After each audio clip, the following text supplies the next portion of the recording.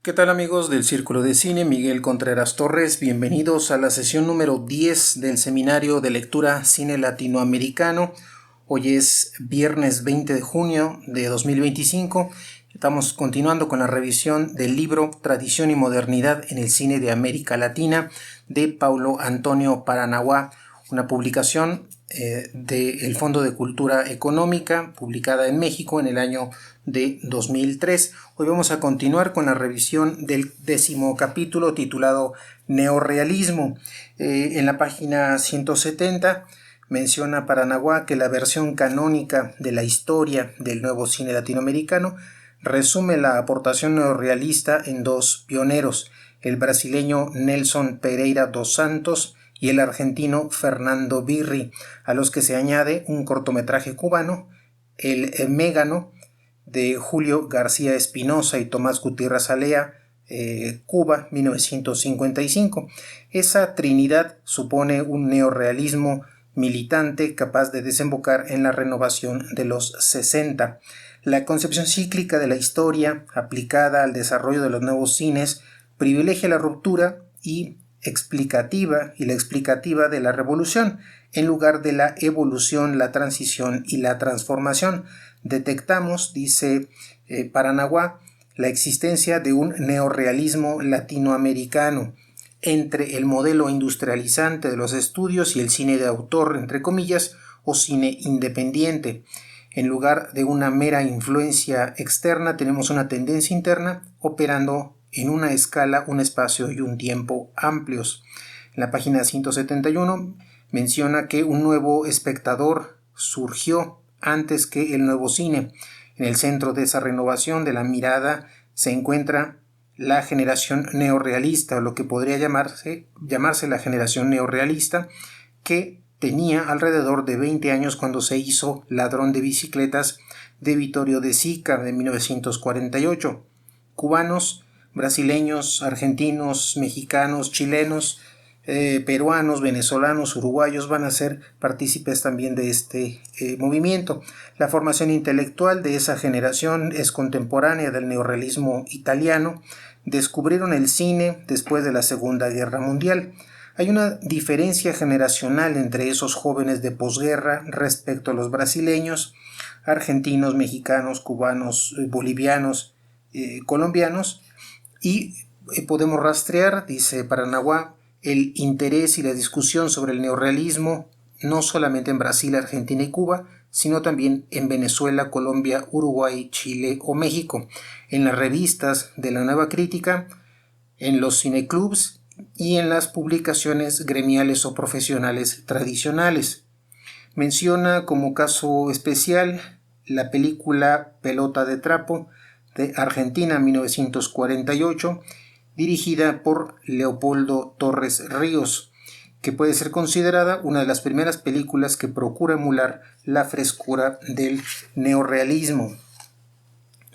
Habla, por ejemplo, también de la Cinemateca Uruguaya, uno de los mejores archivos del hemisferio, que considera perdido uno de los títulos emblemáticos del neorrealismo latinoamericano, que se llama Un Vintén pal Judas, de Uruguay 1959, filmado por Hugo Ulibe.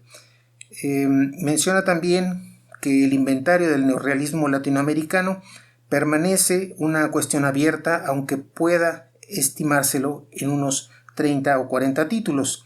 Fuera de Italia, el neorrealismo no adquirió tal volumen y organicidad en otra parte del mundo. El empeño militante en torno al cine italiano de posguerra va a favorecer en América Latina una convergencia entre comunistas y católicos.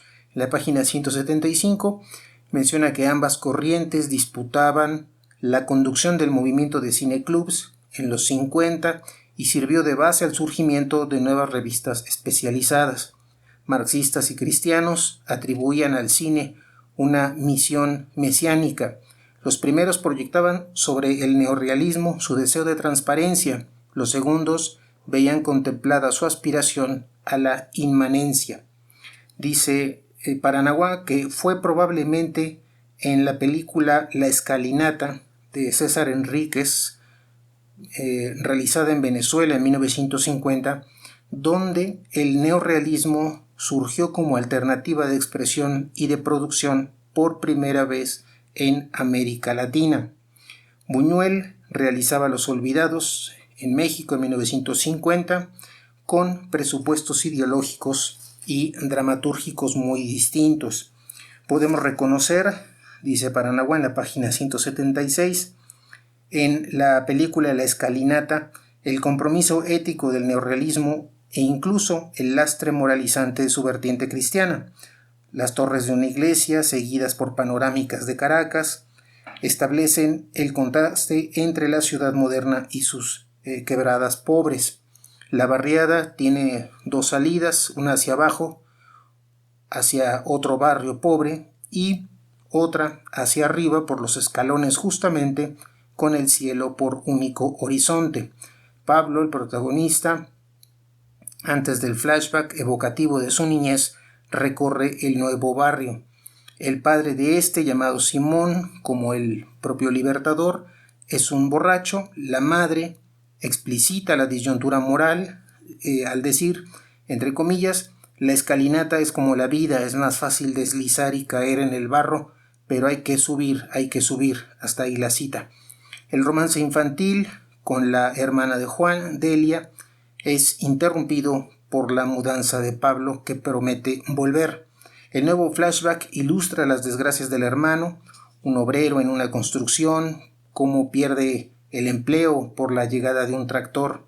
La reiteración del recurso del flashback establece una distancia ambigua entre los hechos que están evocándose. Juan se deja llevar por un par de delincuentes y toma el mal camino. La madre rechaza el dinero que le trae, producto del robo, y lo echa de la casa. Terminado el flashback, surge un policía, fue Pablo el que denunció a Juan. Un nuevo flashback relata el asalto a una empresa metalúrgica. Escondido, va a escuchar el sonido de un bastón que le recuerda a Juan las palabras de su madre sobre la escalinata. Juan encuentra a su hermanito en el centro, su hermano Pepito, como limpiabotas, y ambos en un autobús son perseguidos por los delincuentes en automóvil. Pepito sufre un mareo, pierde la caja de limpiabotas donde estaba el producto del atraco. Este patos melodramático es reducido a pesar del argumento sentimental, pero la integración de los personajes en un determinado paisaje físico y humano es una novedad, dice Paranaguá. La lección neorrealista inspira más bien una inédita exploración de la geografía metropolitana. Predomina un abordaje humanístico, social cristiano, preocupado por la emancipación de la miseria, aunque los caminos propuestos oscilen entre la ascensión social y la confianza en las instituciones. La moraleja que se desprende de una serie de peripecias del argumento y de la utilización simbólica de aspectos escenográficos de la misma ciudad es que la forma y el fondo tienden a fundirse, que el neorrealismo no es un artilugio sino una elección estética y ética. A continuación, Paranaguá va a mencionar en la página 179 el caso de la película Río 40 Graus de Nelson Pereira dos Santos, realizada en Brasil en 1955, que nació con una vocación de manifiesto esta película.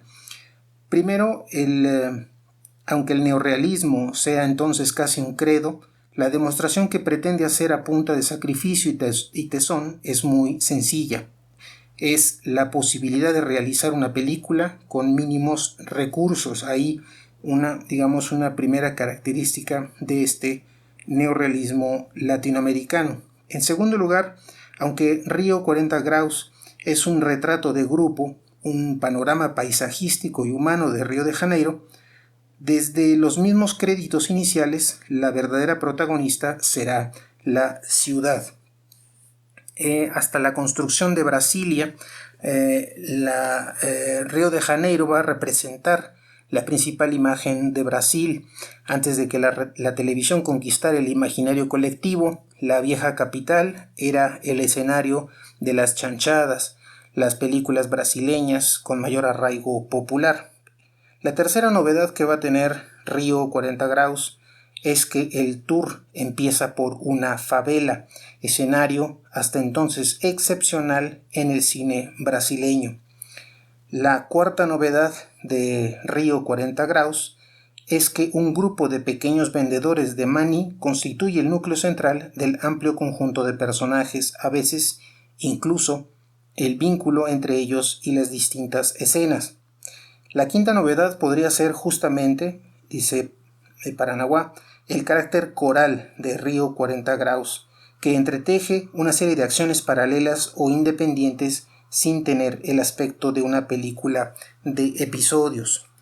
Río 40 Graus multiplica los tipos humanos distintos con sus particularidades reconocibles a primera vista, aún a riesgo de caer en el estereotipo.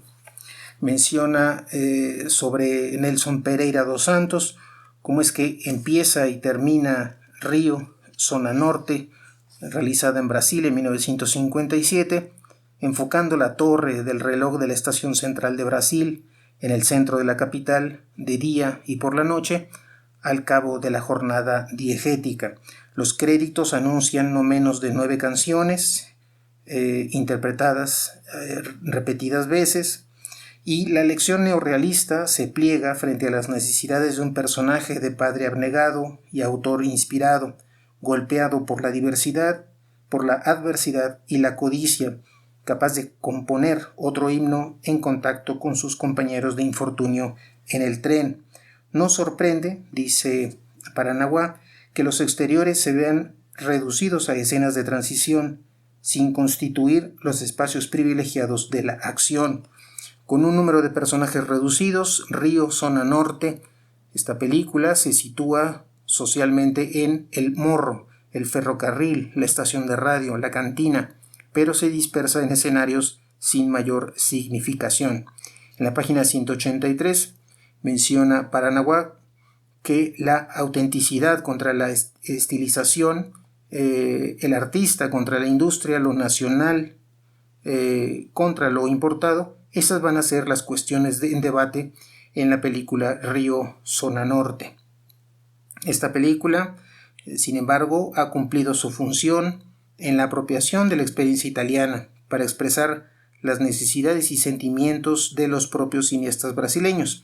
Puede decirse que fue una obra de transición entre el primer neorrealismo brasileño y la ambición del cinema novo de elaborar un lenguaje propio de mayor complejidad narrativa, sintonizado con la cultura nacional.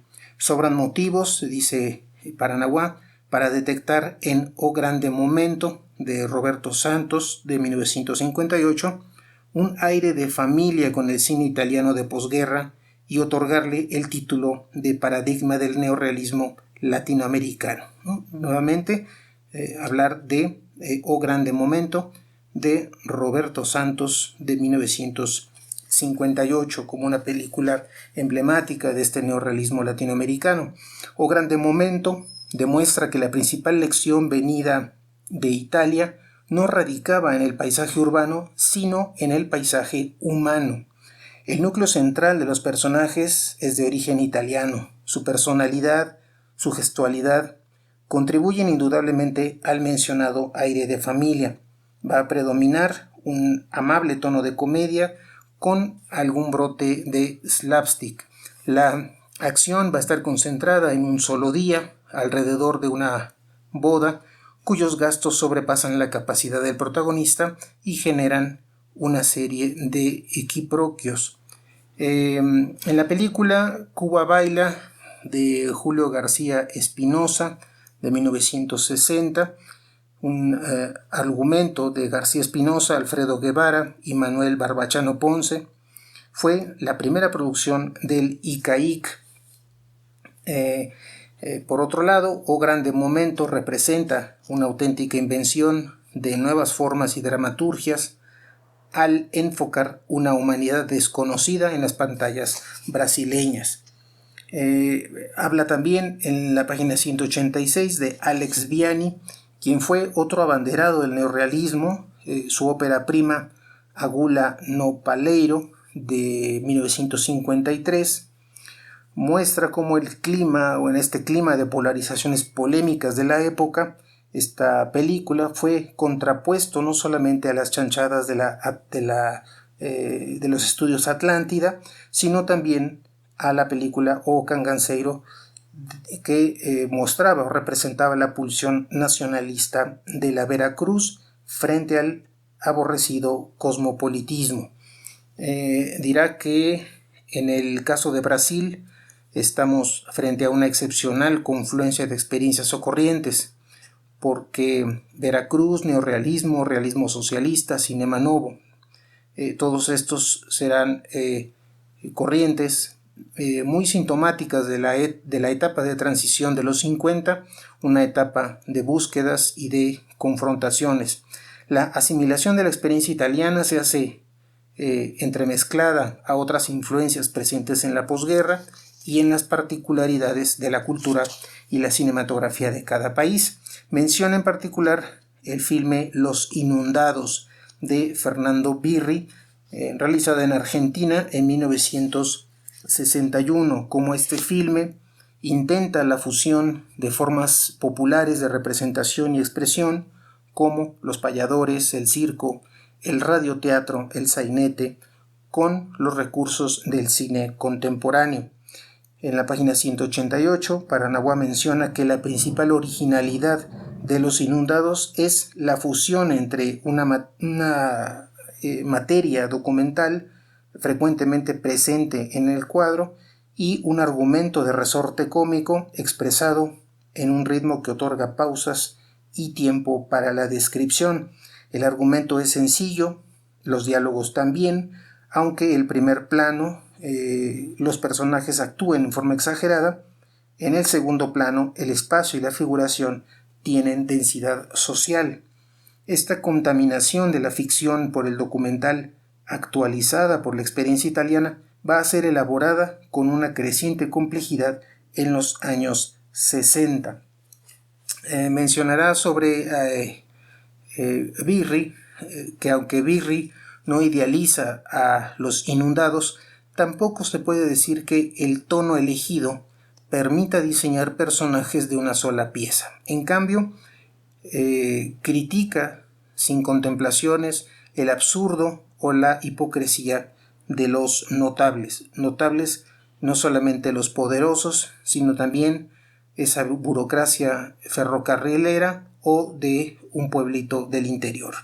El neorrealismo de Fernando Birri va a desembocar en una idealización de la provincia, en una exaltación risueña, pero no menos resuelta, de los valores del interior. Los Inundados entronca con una tradición tal vez minoritaria, pero presente en las pantallas argentinas por lo menos desde Nobleza Gaucha de 1915. Birri estaría más emparentado con la película El curandero de Mario Soffici de 1955, filmado en el norte argentino, por su crítica amable de las mentalidades. En la generación del 60 vamos a encontrar otras reivindicaciones del interior como reserva de virtudes. La principal va a ser Junco de Lautaro Murúa, una película argentina de 1960, que entabla un diálogo entre un maestro rural, agente de modernización por excelencia, y la tradición del norte argentino. Si el cinema novo brasileño tuvo una primera fase predominantemente rural y luego una segunda preferentemente urbana, el nuevo cine está lejos de haber sido un fenómeno exclusivamente porteño. Lección de expresión, pero también opción de producción en cinematografías subdesarrolladas, vegetativas o intermitentes, el neorrealismo latinoamericano se prolonga hasta los 60, cuando el cinema novo brasileño, el nuevo cine argentino o el cine cubano posrevolucionario exploraban ya otros caminos. Vale la pena detenerse, dice Paranaguá, sobre el filme El Secuestrador, una película poco conocida y algo maldita de su director, tal vez porque contraría la supuesta preponderancia de su búsqueda de un solo, de su propio estilo personal. En El secuestrador, el realizador o ha renunciado más bien a los planos inclinados y a la claustrofobia de su trilogía. Sin embargo, los claroscuros se han desdoblado en una alternancia entre el día y la noche, subrayada por la característica música dodecafónica de Juan Carlos Paz. Dirá Paranaguá en la página 192 que la infancia también está en el centro de la película La Caída, sin conllevar los recursos propios del neorrealismo. La comparación de los grupos infantiles de El secuestrador y La Caída es instructiva, pues ambos parecen impermeables a la moral, pero su ignorancia, encierro o marginalidad. Pero el secuestrador tiene una dimensión social, incluso una vocación de denuncia, de la que carece la segunda película. El secuestrador ha sido comparada con la película Los Olvidados, no obstante, carece de apertura hacia la subjetividad y el imaginario, característica básica que sí tiene el filme de Luis Buñuel. Y en ese sentido,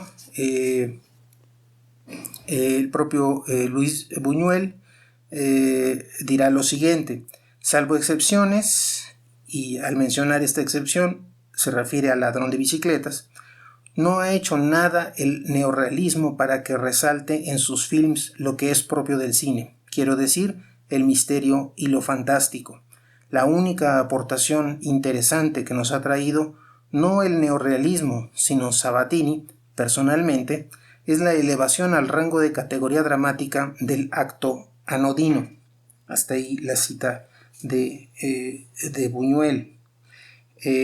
Los Olvidados presenta una imagen descarnada de la infancia y la adolescencia, uno de los núcleos dramáticos del cine italiano de posguerra. No obstante, difícilmente puede encontrarse algo tan alejado del unanimismo neorrealista como el universo buñueliano. La novedad de Los Olvidados es el complejo de Edipo revelado en El sueño de Pedro.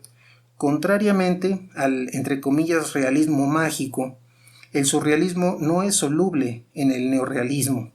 En cambio, sí podríamos rastrear en Los Olvidados, El secuestrador y Largo viaje, esas tres películas, ingredientes típicos del realismo hispánico. Resumiendo, dice Paranaguá, Los Olvidados y El secuestrador mantienen un diálogo divergente con el neorrealismo. El diálogo de Buñuel es conflictivo, mientras el diálogo de Torre-Nilsson es convergente. Comentará también en la página 196 que ciertas figuras seguirán asociadas al temario neorrealista, aunque la distancia entre el tiempo y en el estilo fuera considerable respecto a la Italia de la posguerra. La infancia, abordada después de Río 40 grados y Tiré Die, desde el documental hasta un pronunciado expresionismo. La tentación sociológica explicaría la mayor repercusión del neorrealismo en Buenos Aires o Sao Paulo y Río de Janeiro que en México por el peso de la inmigración italiana en Sudamérica. La filmografía de Tomás Gutiérrez Alea, dice en la página 197 Paulo Antonio Paranaguá, muestra la progresiva superación de la impronta neorrealista y la adopción de dramaturgias de mayor complejidad. En la película Historias de la Revolución retoma el modelo rosselliniano de Paisà de Roberto Rossellini en 1946, la reconstrucción de distintos episodios de una gesta libertadora. En Las 12 sillas, una película del 62 del propio Gutiérrez Alea, responde mayormente al modelo neorrealista, y después de un intervalo en el filme Convite de 1964, Gutiérrez Alea opta decididamente por la heterogeneidad y la heterodoxia en la película La muerte de un burócrata de 1966. La animación ilustra la vida y la muerte del proletario ejemplar. La muerte de un burócrata logra mezclar la vocación sociodescriptiva del neorrealismo, el burlesco y el humor negro, sin olvidar una dosis de surrealismo explícitamente buñueliano en las secuencias oníricas. Memorias del subdesarrollo de Gutiérrez Alea vuelve explícita la triangulación con Europa y con Estados Unidos. Finalmente, termina Paranaguá este capítulo del neorrealismo diciendo que el neorrealismo latinoamericano fue para muchos una alternativa de producción y en algunos casos una fórmula comercial, en lugar de una ética o una estética, lo que no reduce su influencia, sino todo lo contrario, la extiende a un círculo ampliado. Hasta aquí la revisión de este capítulo número 10, titulado Neorrealismo, del libro Tradición y Modernidad en el Cine de América Latina, de Paulo Antonio Paranaguá, una publicación mexicana realizada por el Fondo de Cultura Económica en el año 2003. Gracias por su atención en esta 10ª sesión y los invito a que continúen este seminario el próximo lunes 23, para continuar con la revisión de este interesante libro. Mientras tanto, que tengan una excelente noche y hasta el próximo lunes.